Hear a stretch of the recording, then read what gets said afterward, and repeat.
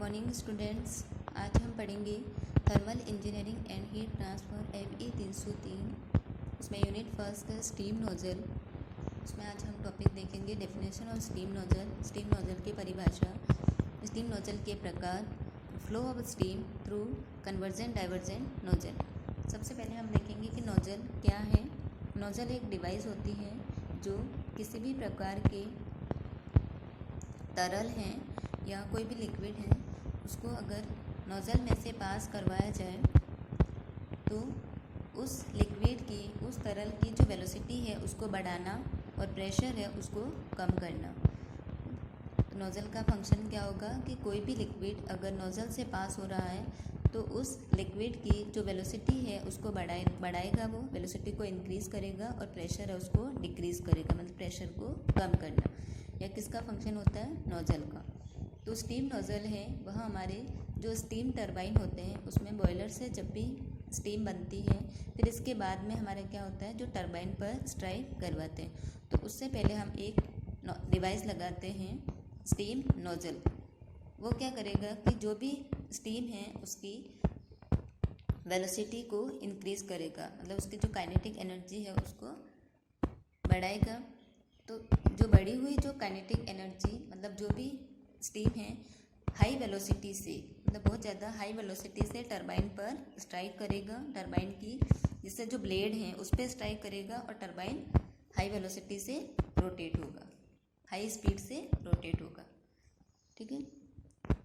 Steam nozzle में be defined as a passage of varying cross section through which heat energy of steam is converted to kinetic energy। जो steam nozzle है वह, उसका जो device किस तरीके की होती है, इसका जो एरिया है वो वेरी करता है, मतलब एरिया ये लगातार कम हो रहा है, मतलब वेरी कर रहा है उसका एरिया। तो बदलते हुए अनुप्रस्थ काट वाली डिवाइस होती है जो स्टीम की जो प्रेशर एनर्जी है उसको काइनेटिक एनर्जी में चेंज करती है। ठीक है। नोजल में यह जो स्टीम का जो वेलोसिटी है, स्टीम की जो वेलोसिटी है वो एंट्रेंस से लेके एग्जिट तक लगातार बढ़ती है, जिससे जो काइनेटिक एनर्जी है उसमें भी वृद्धि होगी। जो वेग है वो क्या हो रहा है, एंट्रेंस से लेके, मतलब हमारा ये जो फर्स्ट सेक्शन है ये एंट्रेंस है और ये वाला जो सेक्शन है एग्जिट है। तो एंट्रेंस से लेके एग्जिट तक लगातार उसका जो वेग है वह क्या होगा, बढ़ेगा।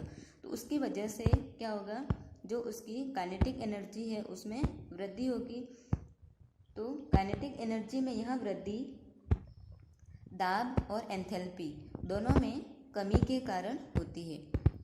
मतलब क्या हो जाएगा, जो भी स्टीम है हमारी यहाँ से एंटर होगी और यहाँ पे एग्जिट होगी।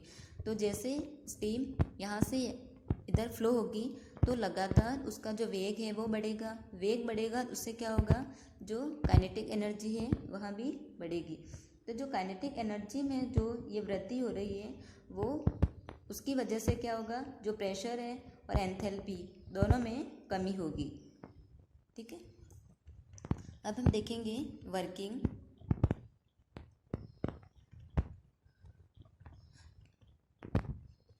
Working during the first part of nozzle का, ये जो हमारी नोजल है उसका जो ये वाला फर्स्ट पार्ट है, ये हमारा फर्स्ट पार्ट जो कन्वर्जेंट पार्ट है, और सेकंड ये डाइवर्जेंट पार्ट है।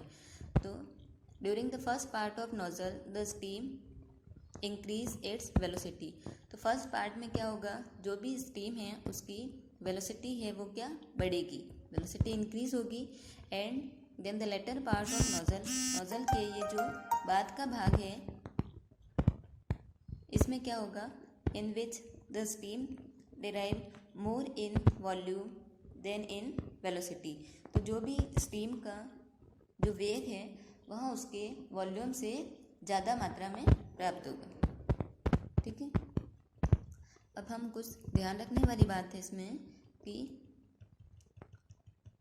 Since the mass of steam which is Passage through any section of nozzle remain constant.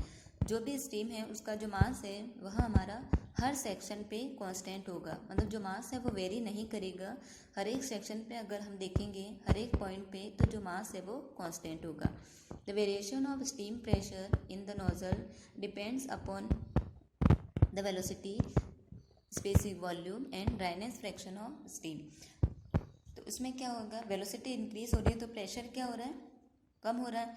तो प्रेशर, स्टीम प्रेशर जो वेरिएशन हो रहा है, मतलब स्टीम प्रेशर का जो वेरी कर रहा है, जो वेरिएशन हो रहा है, वो किस पे डिपेंड करेगा, नोजल की, उसमें जो भी स्टीम पास हो रही है उसकी वेलोसिटी पे, स्पेसिफिक वॉल्यूम और ड्राइनेस फ्रैक्शन पे। स्टीम की जो ड्राइनेस फ्रैक्शन है उस पर डिपेंड करेगा। अब हम अगर देखें इसके यूजेस क्या हैं, the main use of steam nozzle in steam nozzle in steam turbine. Steam nozzle का मेन यूज़ कहाँ पे होगा, जो भी हमारे स्टीम टरबाइन है उसमें। It's produce a jet of steam with a high velocity, जो भी स्टीम है उसकी वेलोसिटी को बढ़ाने के लिए। The smallest section of the nozzle is called throat. जो इसमें सबसे मिनिमम जो एरिया होगा नोजल का, वह हमारा क्या कहलाएगा, थ्रोट कहलाएगा। और इसका यूज़ कहाँ कहाँ होता है, जो भाप अंतःक्षेपण में भाप के प्रवाह को मापने हेतु जो कंडेंसर होते हैं उसके अंदर वैक्यूम उत्पन्न करने के लिए, और जेट इंजन व रॉकेट मोटर में प्रक्षेपीय बल उत्पन्न करने के लिए। ठीक है, अब हम देखेंगे टाइप्स ऑफ नोजल कितने प्रकार के होते हैं। तो सबसे पहला हमारा कन्वर्जेंट, सेकंड है डाइवर्जेंट और थर्ड है डाइवर्जेंट कन्वर्जेंट डाइवर्जेंट नोजल। अब हम सबसे पहला देखेंगे कन्वर्जेंट नोजल। इसको हम हिंदी में अभिसारी नोजल कहते हैं। When the cross section of a nozzle decrease continuously from entrance to exit, it is called a convergent nozzle. Convergent nozzle हमारा क्या कहलाता है कि जब उसका जो क्रॉस सेक्शन है वो एंट्रेंस से लेके एग्जिट तक लगातार उसके एक्सिस के अलोंग अगर उसमें कंटिन्यूस कमी आ रही है, मतलब जो भी उसका क्रॉस सेक्शन है उसमें उसके एक्सिस के अलोंग एंट्रेंस से लेके एग्जिट तक अगर लगातार कम हो रहा है, तो वहाँ हमारा कन्वर्जेंट टाइप का नोजल कहलाएगा। It is use in case where the back pressure is equal to और greater than the critical pressure ratio. Back pressure हमारा कौन सा कहलाएगा, जो ये वाला फर्स्ट सेक्शन है, यहाँ तो हमारा क्या कहलाएगा, एंट्रेंस का प्रेशर, और ये वाला है हमारा सेकंड, यहाँ पे एग्जिट का प्रेशर।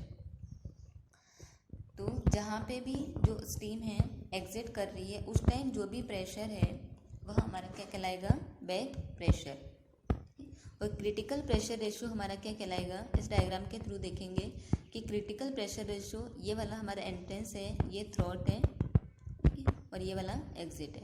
तो अब इसमें क्या हो जाएगा, यहाँ पे जो प्रेशर है वो एंट्रेंस का प्रेशर है और यहाँ पे जो प्रेशर है वो थ्रोट का प्रेशर। तो थ्रोट का प्रेशर अपॉन एंट्रेंस का प्रेशर, उसका जो रेशो हमारा कहलाएगा क्रिटिकल प्रेशर रेशो। अब हम देखेंगे सेकंड टाइप कौन सा है हमारा, डाइवर्जेंट नोजल। इसको हिंदी में अपसारी नोजल कहते हैं। तो इसमें क्या हो जाएगा, when the cross section of a nozzle increase continuously from entrance to exit, it is called divergent nozzle. Divergent nozzle हमारा क्या कहलाएगा कि उसका जो क्रॉस सेक्शन है वो लगातार एंट्रेंस से लेके एग्जिट तक अगर उसमें वृद्धि हो रही है, अगर लगातार जो एरिया है वो बढ़ रहा है, तो वह हमारा क्या कहलाएगा, convergent nozzle, sorry divergent nozzle. ठीक है, तो वह हमारा क्या कहलाएगा, अपसारी टाइप का nozzle. It is use in case where the back pressure is less than the critical pressure ratio. इसका यूज़ कहाँ पे होगा, जहाँ पे बैक प्रेशर जो है वह क्रिटिकल प्रेशर रेशो से कम हो, वहाँ पे इसका यूज़ होगा। नेक्स्ट है convergent divergent nozzle.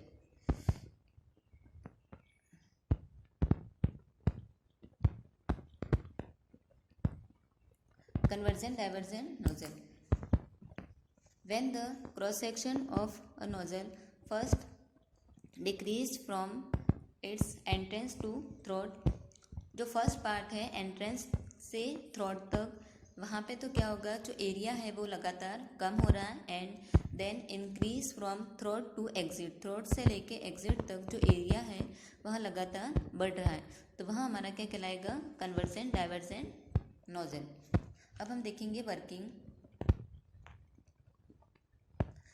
First portion है जो हमारा कन्वर्जेंट पोर्शन कहलाता है। In the convergent portion steam enters the nozzle with a high pressure. तो जब एंटर होगी स्टीम, उस टाइम जो प्रेशर होगा वो बहुत ज़्यादा हाई होगा, और जो वेलोसिटी है वो नेग्लिजिबल हम मान सकते हैं, वेलोसिटी ना के बराबर होगी। उस टाइम क्या हो जाएगा, thus there is drop in steam pressure with a rise in its velocity. तो जो प्रेशर, स्टीम का जो प्रेशर है उसमें तो कमी आएगी, और जो वेलोसिटी है वो राइज होगी, मतलब वेलोसिटी में वृद्धि होगी, और प्रेशर में, स्टीम की जो प्रेशर है वो ड्रॉप होगा। There is also a drop in the enthalpy और टोटल हीट ऑफ स्टीम। तो उस टाइम क्या हो जाएगा, जो भी एंथैल्पी है या फिर टोटल हीट ऑफ स्टीम वह क्या हमारा क्या होगा, कम होगा। ठीक है, तो वह हमारा क्या कहलाएगा, एंथैल्पी ड्रॉप या फिर total heat of steam drop.